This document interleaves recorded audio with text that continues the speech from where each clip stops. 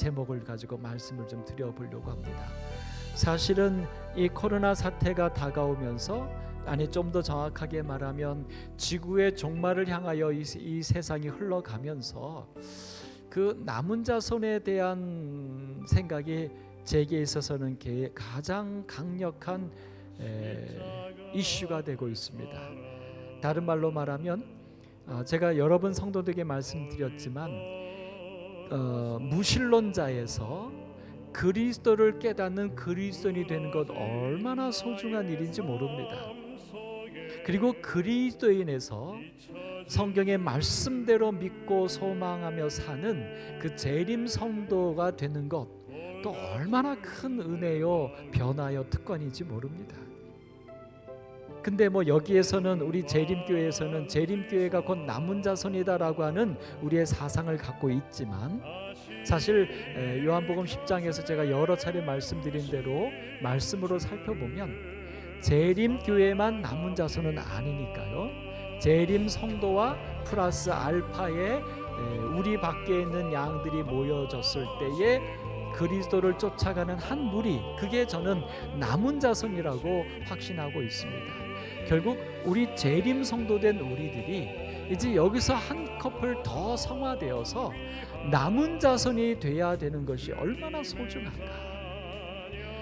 재림의 징조가 일어날 때는 재림 성도로만 살아도 충분히 견뎌내고 이겨낼 수 있으리라고 생각이 듭니다만, 이제 그 재림의 징조를 넘어서 소위 야곱의 환난까지 지나며 예수의 재림을 맞게 되는 그 마지막 그 환난을 이겨내며 사는 그 존재들은 재림 성도 갖고는 안 될 것 같습니다. 남은 자손이 되어야 된다라고 저는 확신합니다. 결국 이제 여러분과 저는 어떤 지금 선택과 기로에 놓여 있냐면, 재림 성도까지 하나님의 은혜로 된 우리들은 이제 여기서 멈추지 말고 남은 자손이 되는 일에 있어서 우리의 신앙과 우리에게 주어진 삶을 쏟아 부어야 하리라고 확신하는 것입니다.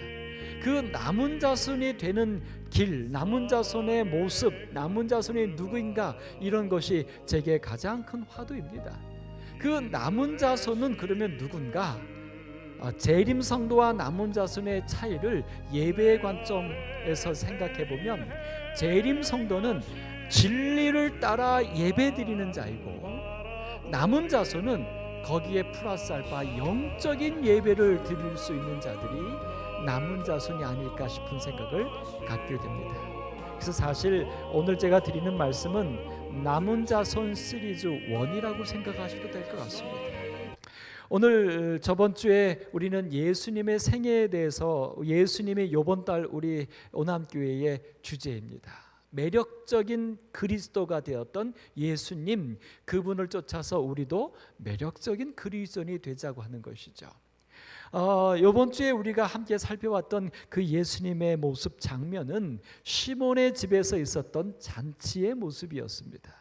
자, 여기 잔치 자리에 이런 사람들이 예수님과 더불어서 시몬, 유다, 나사로, 마르다, 마리아가 있습니다. 나사로까지 다 각자 이 사람들이 이 한 장소에 모여 있습니다. 그리고 그곳에는 예수님이 계십니다. 말 그대로 이 모습은 구별된 백성들, 자기를 구별하여 예수와 함께 있는 그리스도인, 재림 성도, 오늘 여러분과 저의 모습이 바로 이 모습이 아닐까 싶은 생각이 듭니다.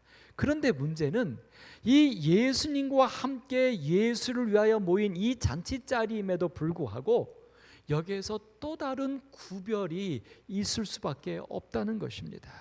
오늘 요한복음 12장 2절로 3절에는 이 안에, 예수와 함께 있었던 그 안에 같이 있는 사람들이지만 또 각각 다른 모습들을 보이고 있는 것을 우리는 보게 됩니다. 마르다는 일을 하고, 나사로는 예수와 함께 앉은 자 중에 앉아 있고, 마리아는 지극히 비싼 향유를 가져다가 그것을 예수님과 발과 머리에 붓고 닦고 하는 일을 하고 있습니다. 자, 보십시오. 똑같이 예수님을 위하여 예수님을 중심으로 그들의 삶을 다 구별해 함께 모인 그리스도인의 모습, 예배드리는 모습입니다. 근데 그 그리스도인의 모습이, 예배드리는 모습이 다 한결같지 않습니다. 각자 다릅니다. 여기에 더하여 그곳에 앉아는 있었지만 여기 가룟 유다는 그 마리아의 행위에 대하여 비난하고 있습니다. 틀렸다라고, 죄라고 지적하고 있습니다. 이것도 예수님과 함께 자기 자신을 구별한 가룟 유다의 또 하나의 예배드리는 모습으로 보게 됩니다.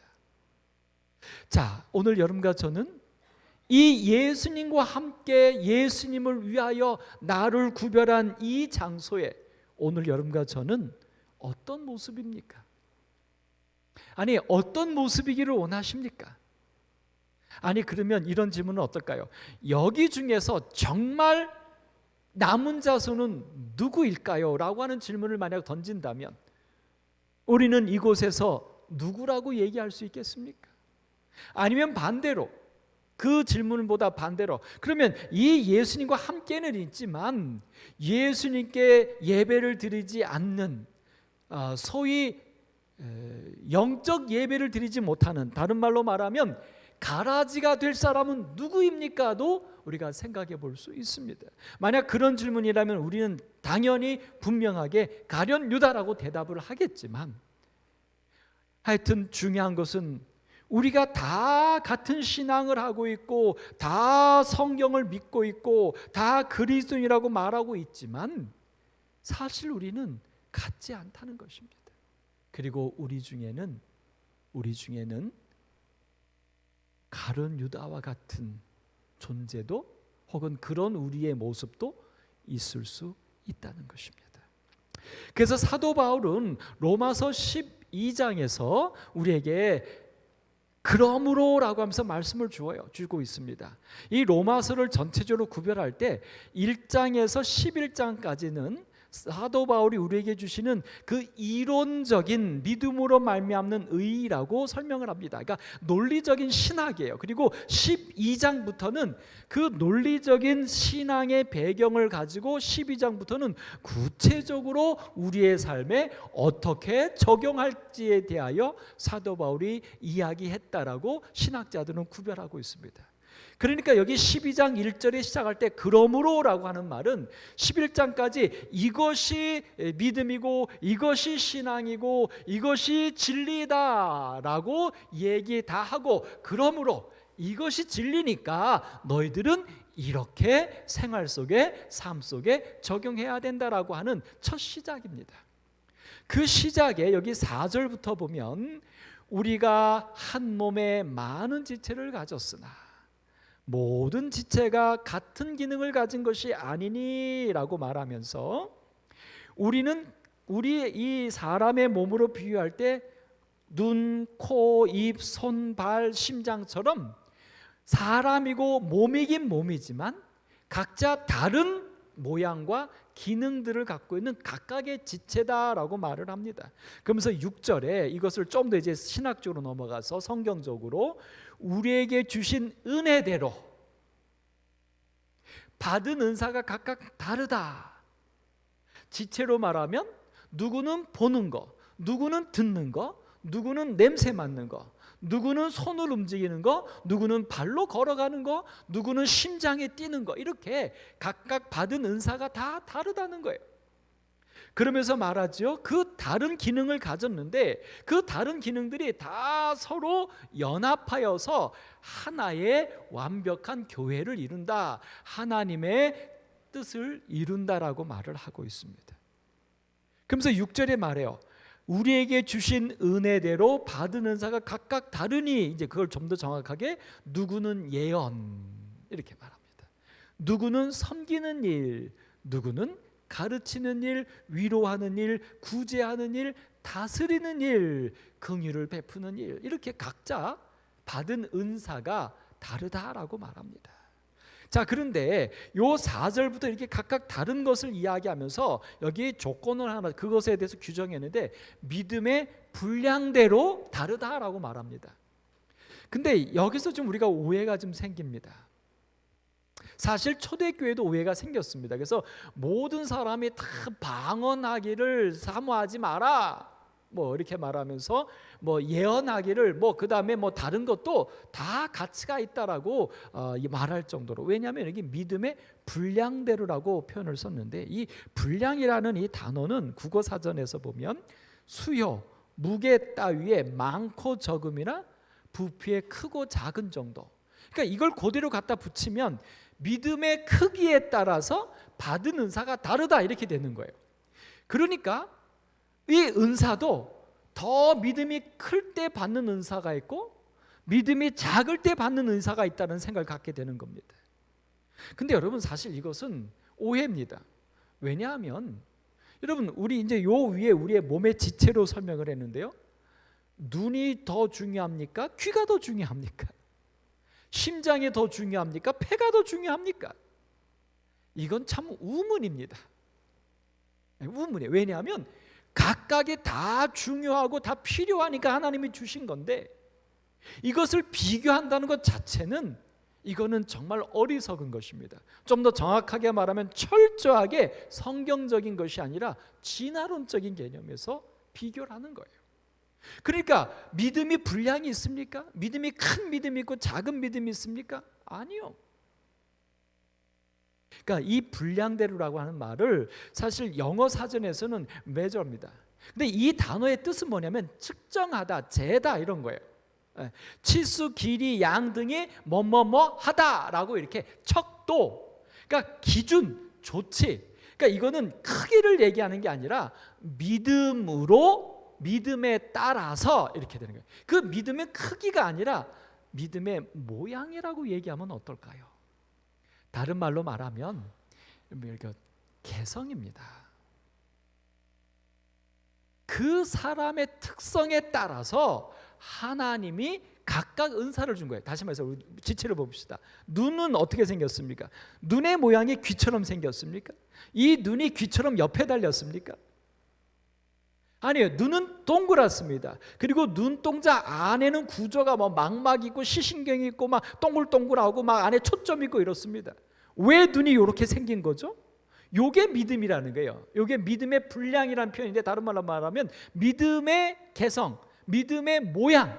그러니까 눈은 동그랗게 초점이 있고, 그 다음에 망막이 있고, 이렇게 그 다음에 눈 얼굴의 가운데에 있고, 이게 앞뒤로 막 움직이고 옆으로 좀 움직이고, 요런 특성, 개성, 요것에 따라서 이 눈에는 어떤 은사를 주신 거예요?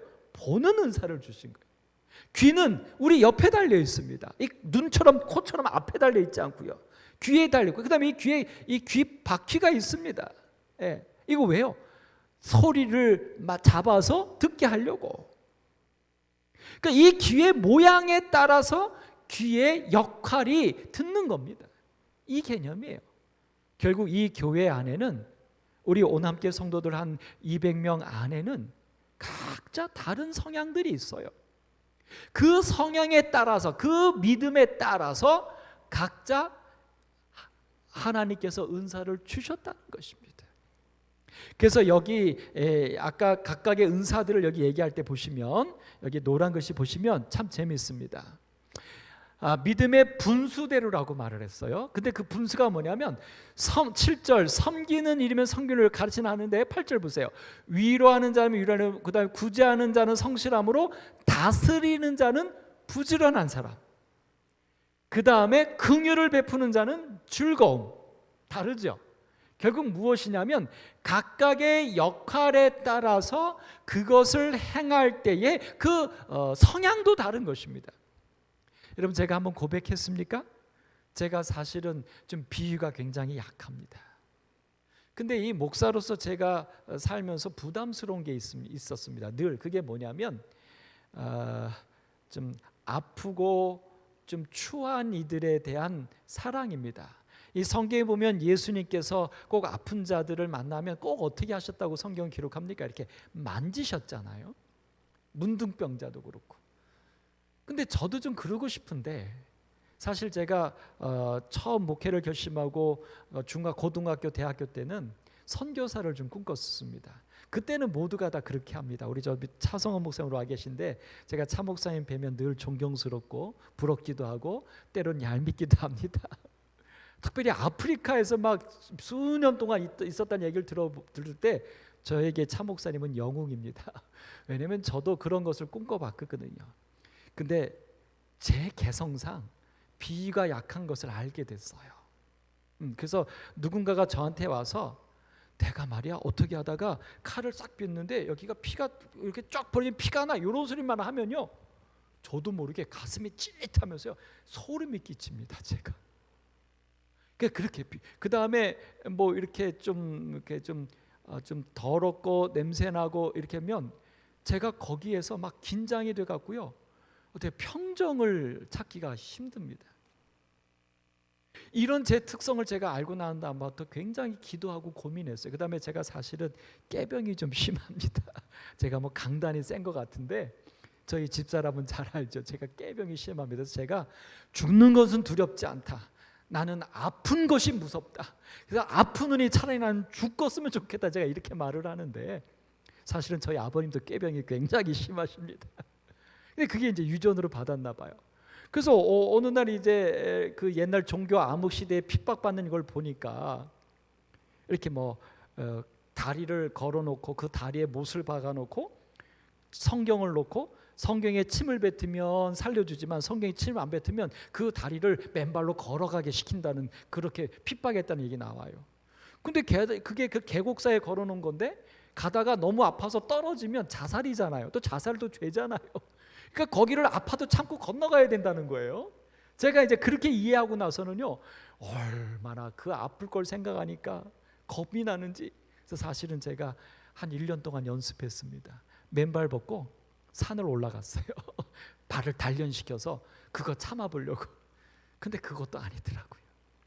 그래서 제가 우리 은혜요양원 한 2년 동안 2달에 한 번씩 가서 봉사하려고 아이들을 데리고 갔었는데요. 그 날짜가 다가올 때마다 저는 기도했어요. 하나님 제게 힘을 주셔서 그 은혜 요양원에는 그 불편하고 힘든 영혼들을 볼 때에 정말 예수님처럼 그들을 어루만지고 그들과 함께 있을 수 있도록 힘을 달라고 제가 며칠 동안 기도하고서 가서 봉사하고 왔습니다. 여러분 이거 제가 나약해서 이런지 혹은 믿음이 없어서 이런지 모르겠습니다만 이게 현재 저의 모습입니다. 저는 비위가 약하고 험한 모습을 보면 제가 견딜 수가 없습니다. 견뎌낼 힘이 없어요. 그런데 제게 만약 그런 일이 주어진다면 성령이 감동하셔서 하게 하시면 하겠지만 제가 그것을 즐거움이나 기쁨으로 아직은 선택하기는 어려운 것입니다. 여러분 하나님께서 우리의 이것은 믿음의 크기가 아닙니다. 믿음의 모습입니다. 결국 우리의 믿음의 모습대로, 다른 말로 말하면 우리 각자의 개성에 따라서 하나님께서는 우리에게 은사를 주신 것입니다. 자, 그러므로 오늘 우리는 이 부분에 대하여 예언의 신에서는 정확하게 우리에게 말씀해 주고 있어요. 교육 77쪽에는 말합니다. 율법은 모든 인생들의 권리와 개성을 지켜준다. 그러니까 이 성경은, 성경에서 말하는 믿음도 우리의 개성을 무시하는 게 아니에요.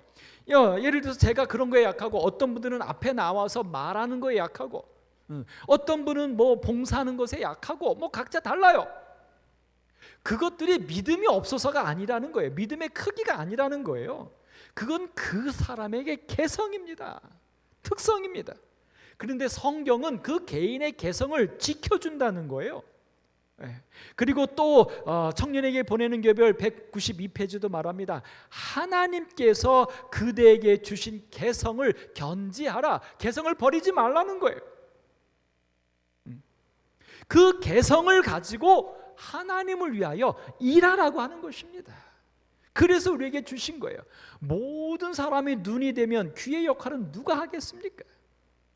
그러므로 여러분 이 일에 대하여 우리가 다시 한번 세상적인 관점에서 내가 하지 못하는 무엇을 부러워하거나 혹은 내가 하는 것을 못하는 누구를 보며 비난하거나 이런 정말 세상적인 우리의 잘못된 생각들을 다 내어버리고 오늘 하나님이 우리 각자의 믿음의 모습을 따라 개성을 따라 주신 우리의 은사들을 하나님을 향하여 사용하는 우리 멋진 그리스도인이 되기를 소망해 봅니다. 오늘 여기 로마서 12장 1절과 8절에서 2절에서는 그래서 이렇게 말해요. 너희는 이 세대를 본받지 말고 오직 마음을 새롭게 함으로 변화를 받아야 된다. 그러니까 우리가 각자 받은 은사대로 개성대로 하나님을 위하여 봉사하려면 우리가 변화를 받아야 된다는 거예요. 근데 여기 변화가 이렇게 나옵니다. 이 세대를 본받지 말고, 아까 말한 대로 믿음의 분량이 아닙니다. 크기가 아닙니다. 현재 우리가 갖고 있는 어떤 평가, 비교가 아닙니다. 그것이 이 세대예요. 지나온 사상이에요. 하나님을 모르는 가치관이에요. 거기에서 어떻게 해야 되냐면 변화돼야 돼요. 그 변화되어야 되는데 여기서 말합니다. 너희 몸을 하나님이 기뻐하시는 거룩한 산 제물로 드리는 것, 그것이 영적 예배다. 우리 몸을 산 제물로 드린다. 근데 그 우리 몸을 드린다는 얘기는 바로 그 밑에서 변화를 돼야 된다는 거예요. 우리 자신이 마음을 어떻게 함으로? 새롭게 함으로. 자, 보십시다. 마음을 새롭게 한다. 이게 뭘까요? 각자 개성이 다 있는데 새롭게 해야 돼요. 우리 몸을 제물로 드려요. 이 몸이라고 하는 개념은 영이라고 하는 영혼이라는 개념과 다르죠. 영혼은 생각, 사상 이런 거예요. 몸은요, 구체적으로 행동을 얘기합니다. 그러니까 우리가 하나님께 드릴 영적 예배라고 하면서 우리의 생각을, 가치관을 하나님께 드려자 이렇게 얘기해야지 영적과 연결이 될 것 같은데 오히려 반대예요. 몸을 하나님이 기뻐하시는 산 제물로 드리는 것이 그게 영적인 예배다. 몸이 영적인 예배예요. 그러면서 그 밑에 말하죠. 마음을 새롭게 할 때만 몸을 제물로 드려서 진정한 예배가 될 수 있다. 결국 여기서 몸과 영적인 것, 마음을 변화시키는 것은 함께 가는 것입니다. 여기에서 어떤 사상이 나온 것이냐면 삶이 예배요, 예배가 삶이 되는 것. 신앙 생활을 하는 게 아니라 삶이 모두 다 신앙이 되는 것. 그러니까 우리의 몸이 산제물로 드리라는 얘기는 뭐냐면 우리의 모든 행동이, 우리의 몸이 하는 모든 일들이 그것이 뭐가 돼요? 변화, 마음의 변화를 통하여 예배가 되어야 된다는 것입니다. 먹고 살고 움직이는 모든 것들이. 자, 그것이 바로 변화인 것입니다. 자, 그러면 우리 여기 예수님이 있던 이 장면에서 보겠습니다. 여기 이 장면에 대해 시대의 소망 558페이지에는 이 배경을 이렇게 설명합니다. 유대인의 지도자들의 증오와 불신은 무한한 능력으로 말미암아 무덤에서 살아난 자의 생명까지라도 그들이 취하려고 할 만큼 커졌다. 그러니까 지금 이 시몬의 집에서 잔치가 베풀어지고는 이때 당시의 분위기를 얘기하는데 바로 나사로를 죽은 자에서 예수님이 살려내신 사건 때문에 그 예수님을 반대하고 죽이려고 날짜를 잡고 기다렸던 그 바리새인들과 대제사장들이 이 나사로의 부활 때문에 더 화가 나가지고 지금 이 시몬의 집에서 잔치가 베풀어지는 그 순간에 그들은 따로 모여서 예수님을 죽이자라는 모의를 하고 있었고, 예수님만이 아니라 이제 누구까지 죽여야 된다? 나사로까지 죽여야 된다라고 그들은 계획하고 있다는 거예요. 자, 생각해 보십시오.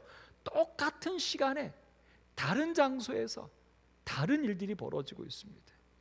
그런데 또 한 가지, 이러한 음모들이 예루살렘에서 진행되고 있는 동안 예수와 제자들은 시몬의 잔치에 초대되었다.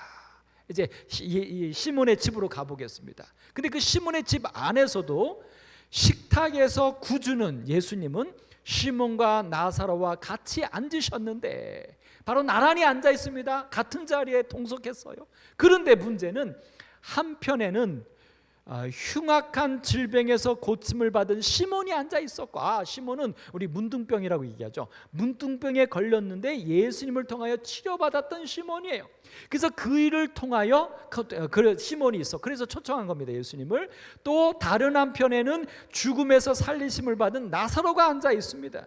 그리고 마르다는 식탁에서 일하고 있었고 마리아는 예수의 입술에서 나오는 모든 말씀을 열심히 듣고 있었다. 참 똑같은 시간대인데 다른 장소에서 다른 일이 벌어지고 있고 또 같은 장소에 있는 사람들이지만 각자 모습이 다릅니다. 자, 그런데 여기 시몬은 어떤 마음을 갖고 있었는가? 같은 자리에 있었지만, 문둥병에서 고침을 받았지만, 베다니에 사는 시몬은 예수의 제자로 역임을 받은 사람이었다.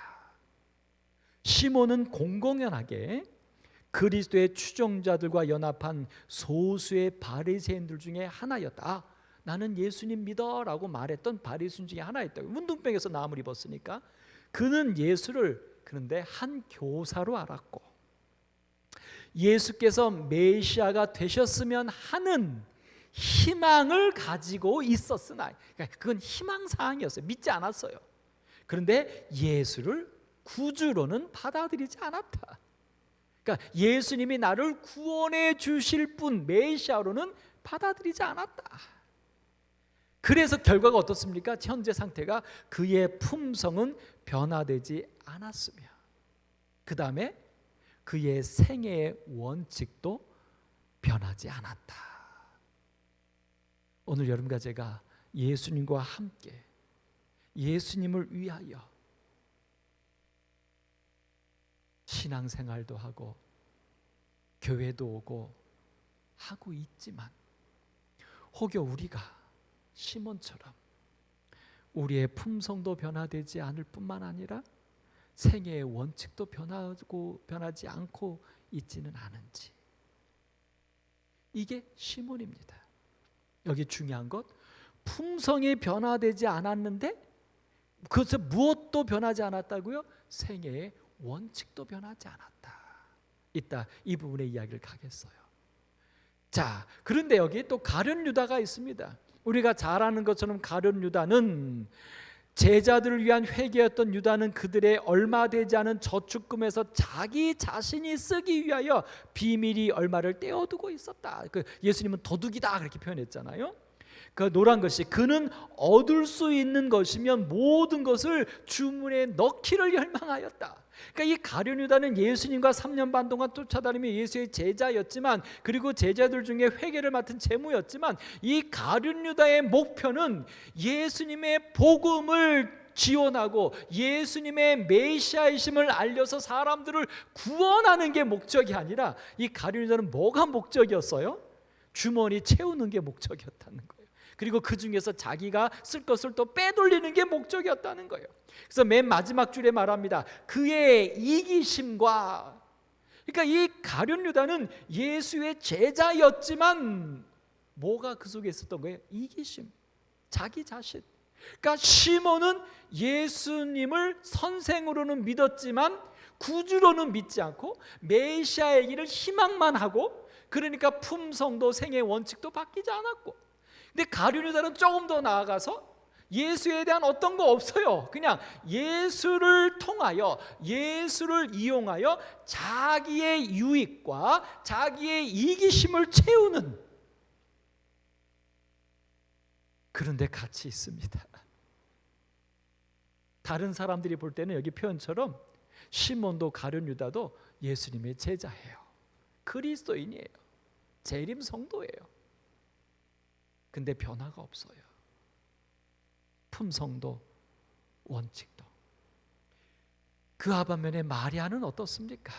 이 마리아는 예수께서 은혜로서 그의 죄를 용서하시고 또한 오라비를 무덤에서 불러내셨으므로 마리아의 마음은 감사로 가득 차 있었다.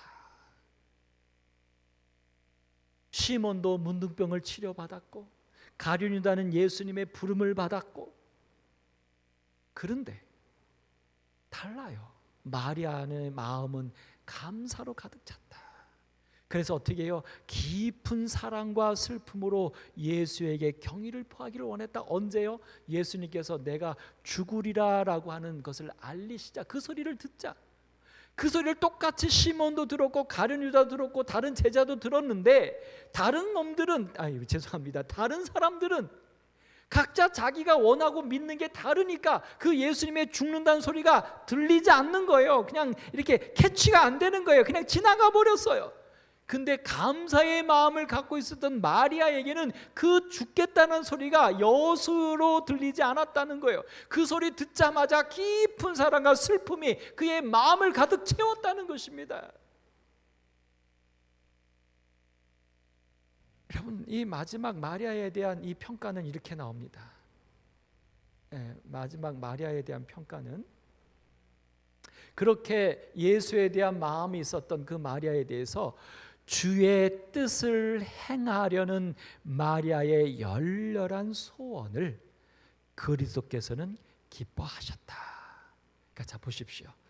똑같이 성경은 말합니다. 예수를 위하여 잔치할세라고 설명을 하지만 진짜 그 자리에서 예수를 위하고 있는 사람은 사실은 누구밖에 없는 것입니까? 뭐 다른 사람 빼놓고 가룟 유다도 예수를 위하고 있지 않아요. 시몬도 예수를 위하고 있지 않아요. 오직 누구만? 마리아만. 그래서 그렇게 예수를 위하는 간절한 소원이 있었던 마리아이기 때문에 그 마리아는 여기 노란 것이 중간에 주님께 이러한 봉사를 드리던 갈망이 생겼다는 거예요. 그래서 향유를 사다가 그걸 깨뜨렸다는 거예요. 행동이 나타났다는 거예요. 행동에 나타났던 원인이 바로 뭐예요? 그 예수님을 향한 소원이 있었다. 예수님을 위하는 마음이 있었다는 거예요. 그 마음이 있으니까 행동이 그렇게 나타났다는 거예요. 그래서 그것에 대해서 여기 또 밑에서 네 번째 줄 노란 글씨를 말합니다. 그리스도의 품성이 그 여자의 심령에 충만하였다. 이게 품성의 변화입니다. 이게 남은 자손입니다. 자, 그러면 이 부분에 대하여 우리 한번 생각해 보겠습니다. 우리 세자녀 지도법 199쪽에는 이렇게 말합니다. 습관이 이루어지고 품성이 확립되는 것은, 그러니까 우리의 행동이 습관이 되어서 내 삶이 되고 그것이 내 품성이 확립되는 것은 무엇에 의해서 나오는 것이냐면 행위의 반복에 의해서다.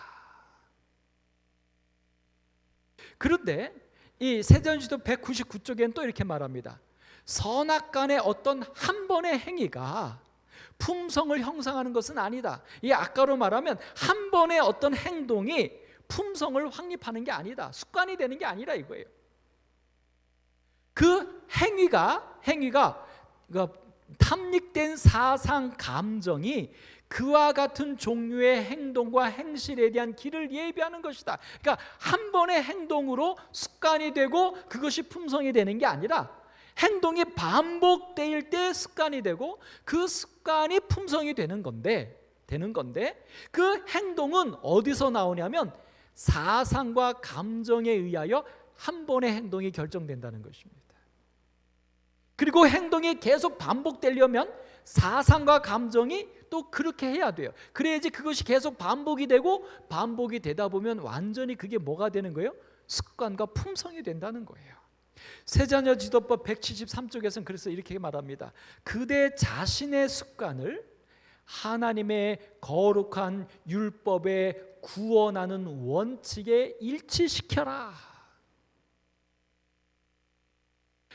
한 번의 행동도 우리의 사상과 감정에 따라서 결정하게 되는데, 그래서 사상과 감정이 완전히 변하면 내 행동은 그렇게밖에 나오지 않아요. 습관이 돼버리고 품성이 돼버려요. 그러니까 우리의 행동을 바꾸려면 무엇부터 바뀌어져야 돼요? 그 사상과 감정이 바뀌어져야 돼요. 근데 그 사상과 감정이 어떻게 바뀌어져야 되냐면 하나님의 거룩한 율법에 구원하는 원칙에. 여러분, 그래서 저는 남은 자손은 누군가 흠이 없는 자들이더라. 아니요, 그건 결과입니다. 흠이 없는 자, 입에 거짓이 없는 자, 이건 결과입니다. 그게 조건이 아니에요. 자격이 아니에요. 남은 자손의 자격은 뭐냐면 어린 양이 어디로 인도하든지 따라가는 자도 아닙니다. 그것도 결과입니다. 어린 양이 어디로 인도하든지 따라갈 수 있도록 뭐가 바뀐 거예요? 그들의 사상과 감정이 바뀐 거예요. 물론 그 사상과 감정은 행동에 계속 반복되어져서 품성으로 굳어진 것이죠. 자, 그래서 이렇게 설명이 됩니다. 행위가 있습니다. 이 행위가 계속 반복되면 습관이 되죠. 이 습관이 계속 반복되면 그것이 품성이 됩니다. 그래서 이 품성을 가진 사람은 그 행동밖에 나오지가 않아요. 근데 중요한 것은 뭐냐면 이 행위는 그러면 어떻게 결정되는가? 그 행위를 결정하는 게 바로 사상과 감정이라는 것입니다. 사상과 감정. 오늘 묻습니다. 여러분의 사상은 기독교적입니까? 세상적입니까? 사도 바울이 말한 대로 이 세대를 본받고 있습니까? 아니면 그것이 마음을 새롭게 함으로 변화되어서 하늘을 본받고 있습니까? 여러분의 사상이, 여러분의 감정은 이 세대의 감정입니까? 하늘의 감정입니까? 간단합니다. 여러분 언제 행복하십니까? 만약 내가 행복을 느껴서 막 웃고 기쁠 때 세상 사람들이 하는 것과 똑같으면 우리의 감정이 변한 것일까요?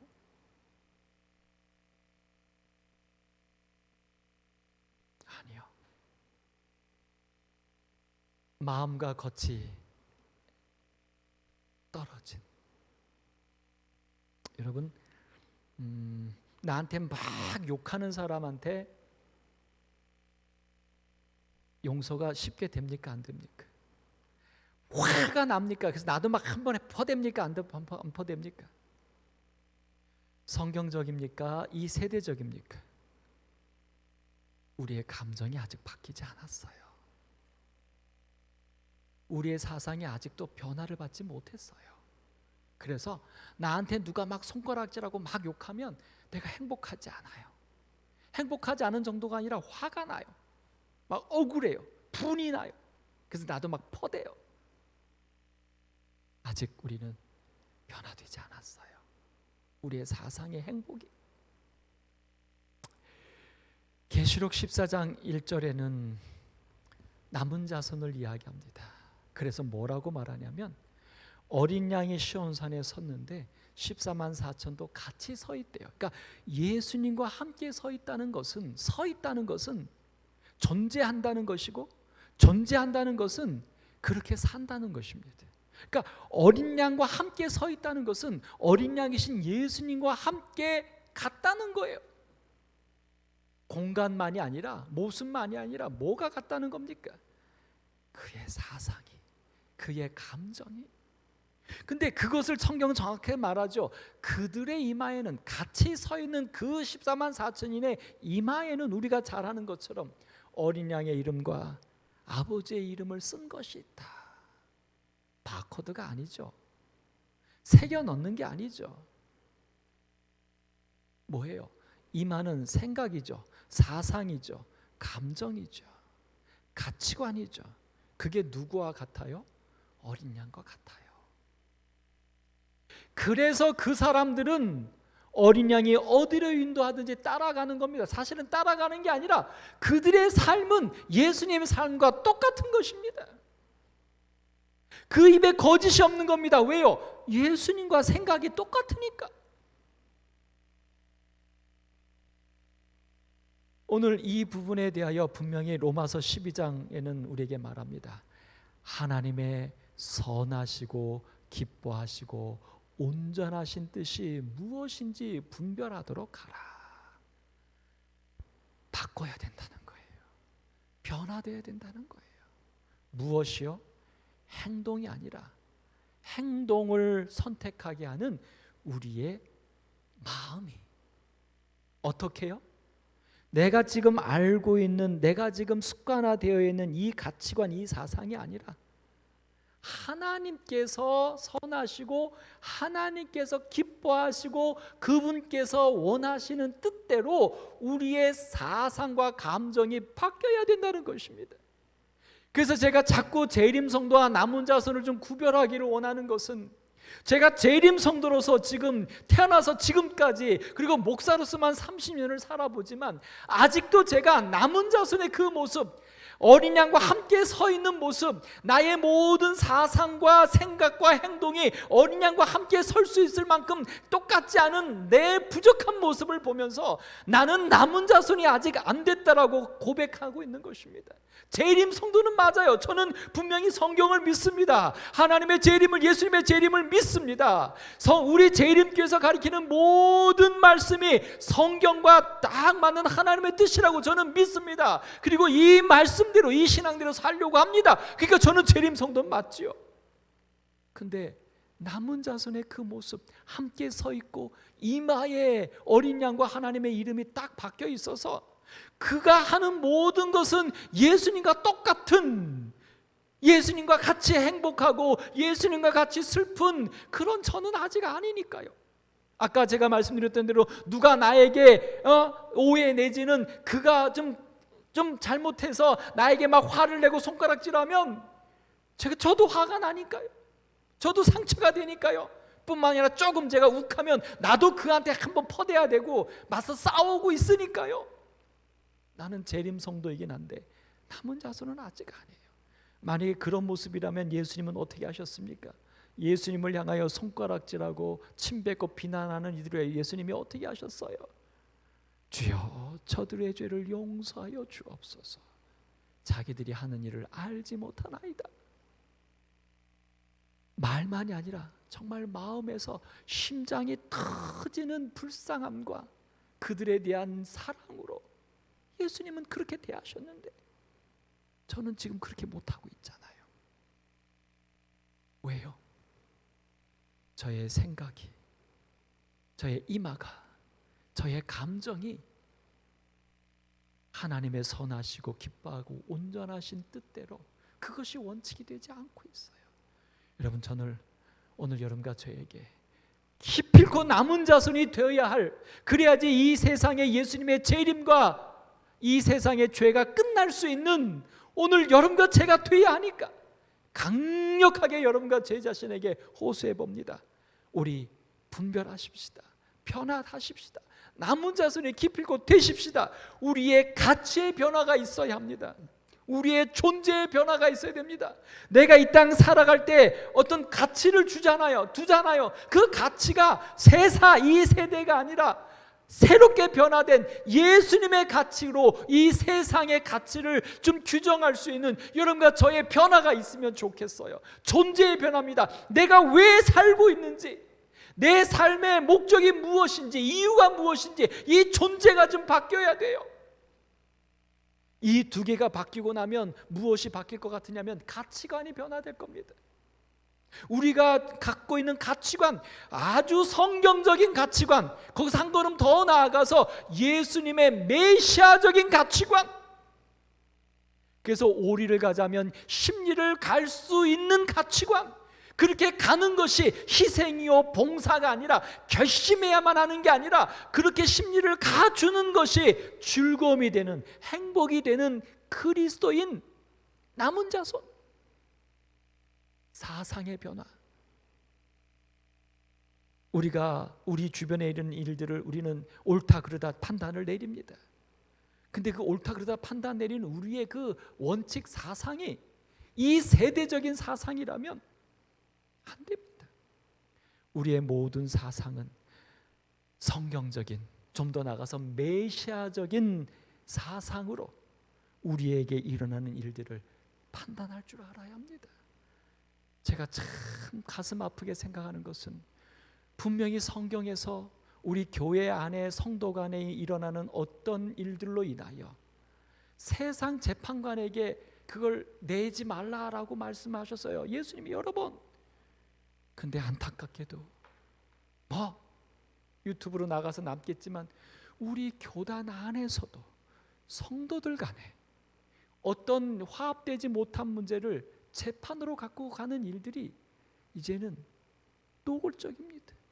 뿐만 아니라 교단을 향하여 재판하는 일들마저 우리 교회 안에서 일어나고 있습니다. 여러분, 이 모습을 우리가 무엇으로 이해할 수 있습니까? 정말 가슴 아픈 우리의 모습입니다. 사상의 변화.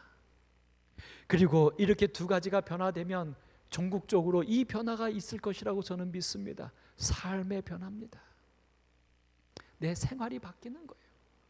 내 삶의 모습이 바뀌는 거예요. 그리고 정말 중요한 행복의 변화. 내가 행복하고 불행하고 슬프고 기쁘고 즐겁고 어렵고 이것이 지금과 달라질 거예요. 그래서 사실 여러분과 제가 지금 많은 스트레스와 근심과 걱정들 속에 살고 있습니다. 근데 여러분 가만히 보십시오. 지금 내가 힘들어하는 그 일이 정말 성경적입니까? 메시아적입니까? 아마 거의 대부분은 예수님이 말씀하셨어요. 오늘 있다 내일 사라지는 참새도 들풀도 하나님께서 입히시거든. 왜 너희들이 그런 거를 쓸데없는 걸 걱정하느냐? 우리는 그 쓸데없다고 한 예수님이 말씀하신 그것들 때문에 우리는 오만 감정이, 오만 불행이 우리를 삶을 휘감고 있지 않습니까? 사랑하는 성도 여러분, 하나님의 특별한 은혜로 그리스도인이 되었고 재림 성도까지 된 여러분들이시여, 이제 오늘 여러분과 제가 남은 자손이 되셔서 예수님의 재림을 임하게 하고 하나님의 나라가 임하게 하고, 그래서 이 세상의 모든 아픔들이 이제는 완벽하게 치료될 수 있도록 여러분과 제가 남은 자손이 되셔야 합니다. 우리의 삶의 변화, 우리의 행복의 변화까지 남은 자손이 되는 이 시대에 꼭 필요한 하나님의 보내시는 이 세상의 천사가 되는 여러분과 제가 되기를 간절히 소망해 봅니다. 하나님께서 우리를 그렇게 인도해 주시기를 간절히 바랍니다. 우리 이 시간 잠깐 기도하겠습니다. 사모님 반주 좀 해주세요. 요즘 더위 지치 성도를 위한 기도입니다. 삶의 고난과 어려움에 우리가 다 지쳐 있죠. 그런 우리 성도들을 위해서 하나님께서 힘 주시도록 여러분 기도해 주십시오. 교회를 위해서는 이 교회가 코로나의 어려움 속에서도 세상의 빛과 소금이 되도록 기도해 주십시오. 사회를 위해서는 이 아프가니스탄이 요즘 탈레반, 미국의 철수 문제로 심각한 상황에 있는 걸로 우리가 듣습니다. 그곳에 있는 영혼들을 위해서 우리가 함께 개인 기도하시겠습니다. 여러분 세 가지를 위해서 함께 기도하시겠습니다.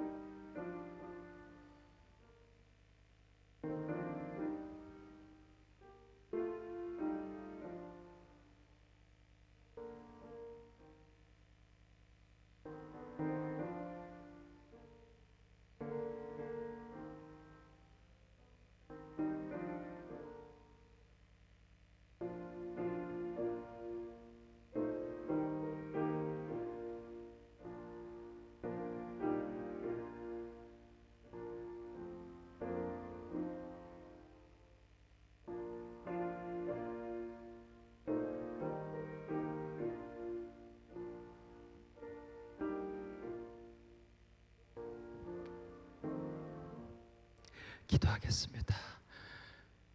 저희를 사랑하시되 죽기까지 사랑해 주신 하나님 감사합니다. 당신의 그 큰 사랑을 인하여 저희들 이 세상에 사람으로 태어나게 하셨습니다. 또 그리스도인이 되게 하셨고 진리를 깨달아 아는 재림 성도까지 되게 해주셨으니 그 은혜 찬양드립니다. 이제 하나님 간절히 간구하옵는 것은 이 세상이 이제 지구의 종말을 얘기하는 성경의 예언대로 가고 있음을 이제 우리는 다 보고 느끼고 있습니다. 바로 이러한 때에 우리는 또 하나의 존재를 성경은 예언하는데 바로 남은 자손들입니다. 그 남은 자손들이 오늘 이 세상에 예수님 재림 직전에 예수님의 구원의 소식을 온 사람들에게 희망으로 보여주고 외쳐줄 것입니다. 오늘 그 남은 자손이 필요합니다. 이제 재림의 징조 가운데 고난과 재난들은 충분합니다. 이제 하나님의 남은 자손의 출현, 그들의 모습의 징조를 보게 하여 주옵소서. 오늘 우리 재림 성도들이, 오늘 우리 오남 성도가, 오늘 내 자신이 남은 자손의 모습으로 변화할 수 있도록 하나님 역사하여 주옵소서. 은혜 충만케 하여 주시옵소서. 오늘 그 하나님의 역사하심이 오늘 저의 삶을 인도해 주시기를 소망하오며 사랑하는 예수님의 이름으로 기도드립니다. 아멘.